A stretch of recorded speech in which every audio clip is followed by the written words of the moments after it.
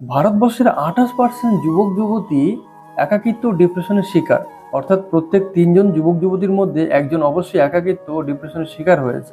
সমাজে কাঙ্ক্ষিত গুরুত্ব না পাওয়া, মনের মতন জীবিকা না পাওয়া, সামান্য বেতন দিয়ে বছরের পর বছর চালাতে হচ্ছে, যা পরিবার, প্রেমিক প্রেমিকা, আত্মীয় স্বজন আর সফল বন্ধু বান্ধবদের সামনে তাদেরকে ক্রমাগত লজ্জিত করে তুলছে। এছাড়াও আরো কিছু কারণ আছে, যেমন ধরুন সোশ্যাল মিডিয়া। আজকাল সোশ্যাল মিডিয়াটা আমরা আমাদের লাইফের একটা পার্ট করে ফেলেছি। দ্বিতীয় হচ্ছে, এরকম কিছু কথা আছে আমাদের মনে যেগুলো আমরা কাউকে হয়তো শেয়ার করতে পারছি না। যে মানুষটাকে শেয়ার করবো তাকে বিশ্বাস ভরসা করতে পারছি না। তো তার ফলে কি হচ্ছে, আমাদের মনে অনেক কথা আমাদেরকে চেপে রাখতে হচ্ছে। এই মনে যখনই আমরা কথা চেপে রাখতে যাই, তখনই কিন্তু আমাদের একাকিত্ব বা ডিপ্রেশনের শিকার হতে হয়। আরেকটা হয়েছে, সেটা হচ্ছে যে আজকাল মানুষ মানুষকে প্রচুর ঠকায়। আজকাল মানুষ মানুষকে বিভিন্ন রকম ভাবে ঠকাচ্ছে। তো বিশ্বাসঘাতকতা করছে মানুষ মানুষের সাথে প্রচুর পরিমাণে। তার ফলে আমরা চট করে কাউকে বিশ্বাস করতে পারছি না।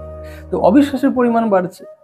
এর ফলেই কিন্তু মানুষ একা হয়ে যাওয়ার সম্ভাবনাটা বেড়ে যাচ্ছে এবং সোশ্যাল মিডিয়ার সাথে সে নিজেকে বেশি অ্যাক্টিভ করে ফেলছে। আপনি আপনার বাড়িতে নিজের যে ভাই বা আপনার যে সন্তান বা আপনার বন্ধু বান্ধবী যারা রয়েছে, তাদের সাথে মেশার চেষ্টা করুন, তাদের কথা শোনার চেষ্টা করুন, তাদেরকে সময় দিন।